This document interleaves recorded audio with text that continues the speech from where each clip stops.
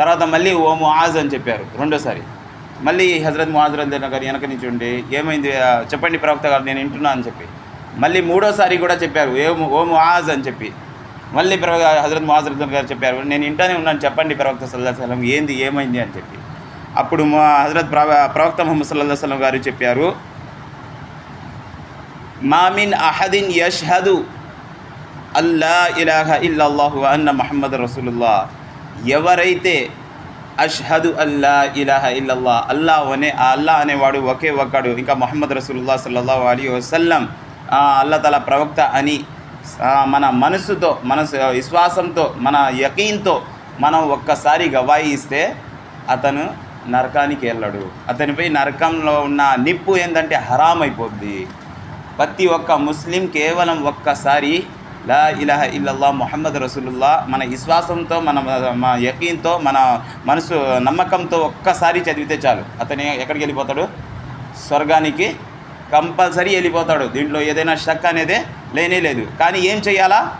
షిర్క్ అనేది చేయకూడదు. షిర్క్ ఇదేంటంటే మనకు నీళ్ళు లాంటిది. ఇదేంటంటే మనకు స్వర్గానికి తీసుకెళ్తుంది. ఎప్పుడైతే మనం షిర్క్ చేసేస్తున్నామో దాని నుంచి స్వర్గాన్ని నుంచి ఆపేస్తుంది మనకు. అందుకోసం రేపు అందరూ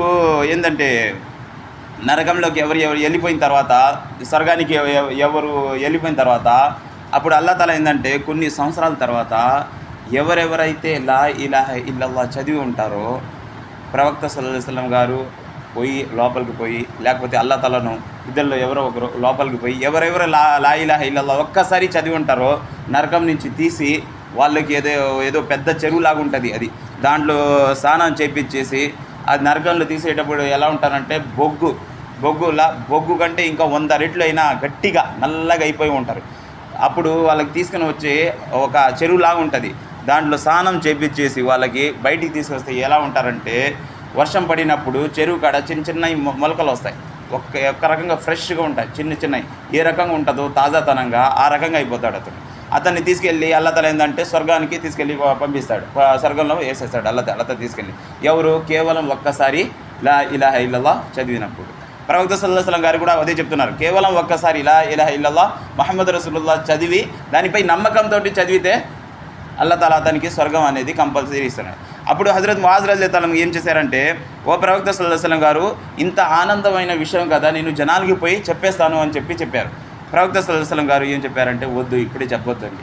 ఎందుకంటే ఈ విషయం తెలిస్తే ఏమవుతారు జనాలు నేను స్వర్గానికి ఎట్టయినా వెళ్ళిపోతానని చెప్పి నమాజులు చదవడం వదిలేస్తారు, రోజాలు పెట్టడం వదిలేస్తారు. ఎందుకంటే లా ఇలాహ ఇల్లల్లాహ్ ఒకసారి చదువుకుంటే స్వర్గానికి